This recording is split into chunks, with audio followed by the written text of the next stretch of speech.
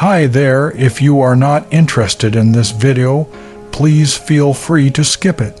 If, on the other hand, you are interested in learning more about self-development, listening to motivational videos and supporting my channel, I would greatly appreciate it if you subscribe. Thank you for your attention. The fundamental cause of the quitter isn't that you can't perform 100 push-ups. You can train anybody to do that. The core reason behind quitting is when you find yourself in a challenging situation, you struggle to cope. It's too overwhelming because your mind starts reverting to the harsh reality of feeling unprepared, feeling inadequate. It's not conditioned. So I began addressing this issue, recognizing that what truly causes me to give up isn't just physical exhaustion, but rather mental fatigue, which leads me to quit everything in life. So I transformed into a practitioner of the mind. The mind is a very powerful thing. It has a tactical advantage over you all the time. It knows your fears, it knows your insecurities, it knows where you don't want to go, so it will guide you away from that. And that's why the mind will always win until you reprogram it. It will always win until you reprogram it, because the mind controls you. Why is that? It's your mind, because all those things that happen to you in your life, all those bad things, all those things that you blame other people for, they're now yours to own. You've got to figure out a way to reprogram your mind, to get outside the box. What would your life be like if you decided not to care what people thought of you? What would your life be like if you decided to give up some of your fears? What would your life feel like if you decided to become courageous? The single most determining factor of the quality of your life is predicated upon your mindset. You're going to be attacked, betrayed, exposed, and humiliated. Life is going to break you, and it's going to see how bad you really want it. That's the moment when you are truly alone. And what will you do then? Can you summon the will to fight on through all the pain and rise again? When you want to become a diamond, your whole attitude changes, your whole mindset, your thinking, your relationship, the decisions that you make, how you spend your time, your energy, all of it changes. See, this is something that you can't be in. This business has to be in you. You have control over your mind, you just have to assert it. Weakness doesn't get a vote, laziness doesn't get a vote, sadness doesn't get a vote. You can suffer, or you can choose to do whatever you need to do to liberate yourself, whatever you need to do to reinvent yourself, whatever you need to do to overcome whatever you are stuck in right now. I'm better than I was when I went down. It was good for me that I've been afflicted. I'm better for it. I didn't like it, but I'm better for it. I couldn't see down there, but I'm better for it. Said I was planted in a dark place, but I'm better for it. Every time you go through something dark and you can't see your way out, remember, you've been planted, not buried. I'm not buried in this mess, I'm planted in it. And if I'm planted in it, expect me to come back up again. In life, you have a critical option. You can take a stand in your life, or you can follow the crowd. See, people who follow the crowd, their lives are not focused. They're not immersed in anything. People who take a stand, they're living a life that has some power, a life of achievement, a life that has some meaning. People that taking a stand in life, they are consciously involved in a process to design a life of substance. People who are following the crowd, these are people that they're just doing what everybody else is doing. So that's a crowded road over there. You have to learn to train your mind well beyond motivation. If you have motivation, that's great. That's some kindling to the fire. All it takes is a little spark. You can burn the whole forest up. But motivation, you have to learn to exist without it. You have to be your best self and your least motivated, and that's the tricky part about all that. Motivation is just a word. You have to have these different things in your mind on where you want to go, to know that motivation is not going to be there every day. I demand more for myself than anybody else could humanly expect. I'm not competing with somebody else. I'm competing with what I'm capable of. My number one competition is me. It's always you versus you. You've got to be the one to get up every morning, be disciplined. Put in the consistent daily hard work because that gains success. But see, when you discover the truth of this goodness, this power that you have within you, that truth will set you free from ever being a victim in life.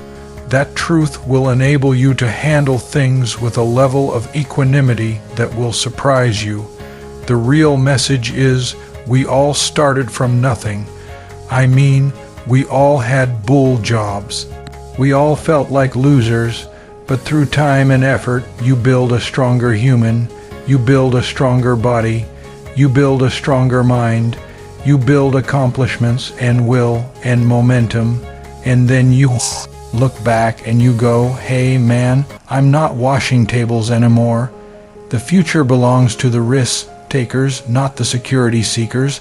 Life is perverse in the sense that the more you seek security, the less of it you have, but the more you seek opportunity, the more likely it is that you will achieve the security that you desire. Whenever you feel fear or anxiety and you need to bolster your courage to persist in the face of obstacles and setbacks, switch your attention to your goals. Create a clear mental picture of the person that you would like to be, performing the way you would like to perform. There is nothing wrong with thoughts of fear as long as you temper them with thoughts of courage and self-reliance. Whatever you dwell upon grows, so be careful. This brings us to a very important mental principle called the law of accumulation. The application of this law is a fundamental reason for success in every field, including yours. This law says that every great life or great career is an accumulation of hundreds and perhaps thousands of efforts that nobody ever sees or appreciates. Great success is the result of countless hours, maybe even months and years, of preparation and hard work toward the goal of becoming very good at what you're doing. This law of accumulation says that life is very much like a balance sheet with both credits and debits. Every time you do something positive to enhance your abilities and to improve your life, you get a credit on the credit side of your ledger. Each time you waste your time or neglect to take advantage of an opportunity to learn and grow, you get a debit on the debit side of your ledger. Here's the key: everything counts. Everything that you do or fail to do is written down and totaled up on your balance sheet. Everything that you do or fail to do counts in some way. Nothing is neutral. Everything is either moving you toward a better life or moving you away from it. Everything counts.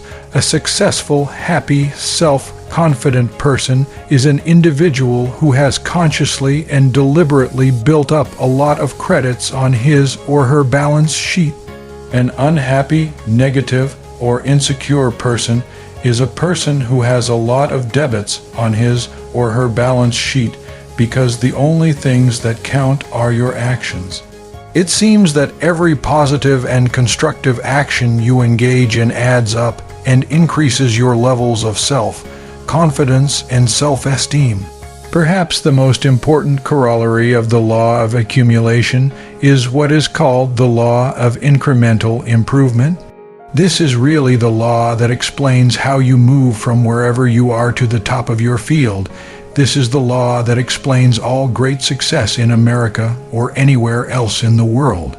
This law simply states that a person becomes good at his or her chosen field by improving incrementally, continuously, over a long period of time. The most successful people are long-term thinkers. They look into the future as far as they can to determine the kind of people they want to become and the goals they want to achieve. They then come back to the present and determine the things that they will have to do or not do to achieve their desired futures. This practice of long-term thinking applies to work, career, marriage, relationships, money, and personal conduct. Successful people make sure that everything they do in the short term is consistent with where they want to end up in the long term. They practice self-discipline at all times. You see this willingness to sacrifice in people who spend many hours and even years preparing, studying, and upgrading their skills to make themselves more valuable so that they can have a better life in the future rather than spending most of their time socializing and having fun in the present. Your ability to think, plan, and work hard in the short term, and to discipline yourself to do what is right and necessary before you do what is fun and easy, is the key to creating a wonderful future for yourself. Your ability to think long term is a developed skill. As you get better at it, you become more able to predict with increasing accuracy what is likely to happen to you in the future as a result of your actions in the present. This is a quality of the superior thinker. The common denominator of success was that successful people make a habit of doing the things that unsuccessful people don't like to do. And what were these things? It turned out that the things that successful people don't like to do are the same things that failures don't like to do either, but successful people do them anyway because they know that this is the price they have to pay if they want to enjoy greater success and rewards in the future. Successful people are more concerned with pleasing results, whereas failures were more concerned about pleasing methods. Successful, happy people were more concerned with the positive, long-term consequences of their behaviors, whereas unsuccessful people were more concerned with personal enjoyment and immediate gratification. The top people were those who were more concerned with activities that were goal-achieving, whereas average people were more concerned with activities that were tension-relieving. Answer this question now. Are the events in your life happening to you or happening for you? People have enormous capabilities beyond what's commonly thought to be possible. The power to tap into our unlimited potential is directly connected to how we define reality, how we view ourselves, and what believe we can achieve. No matter what is now or will occur, you can choose right this moment more empowering meanings for everything in your life. You hold the power to create a new world for yourself and those you care about. The mind shift is simple but profound. Is this the end of something wonderful or the beginning of something unpleasant? Are you being punished for your failure or rewarded for your success? The minute you decide to focus on something, you assign it a meaning and infuse it with feeling. How you define an event produces emotion and determines your inner feeling state going forward. The meaning you assign to any event, interaction, or outcome defines the emotional tone of your experience and the feelings you generate throughout your life. Meaning equals emotion, and emotion equals life. The meaning you give your experiences will always change how you feel, and the emotion you feel always becomes the quality of your life. Our memories are actually anchors to feeling states, images, sounds, and sensations. All of these aspects rely on the meaning we give to them. The meaning you attach to something produces the emotion of your life, and your emotion is your life. Meaning equals emotion. Emotion equals life. Write this down or memorize this stanza. This is the essence to the entire power of meaning. The meaning you give events, interactions, and outcomes determines how you feel. Meaning informs your emotional state. By creating a ladder of positive and empowering meanings, you effectively change the direction of your life and provide yourself rational, proven reasons your success will continue. And it all starts now with your decision to become conscious of the meanings you are constantly creating. This technique is called reframing, and it's one of the most powerful tools you can use to improve your psychology. Reframing isn't about pretending a situation is great when it may not be. Rather, it's about discovering what could be great, what you could learn by consequence, or how you can use the situation to create a better outcome. Perspective is a powerful thing. When you can reframe a particular experience or interaction, you can often change what happens as a result.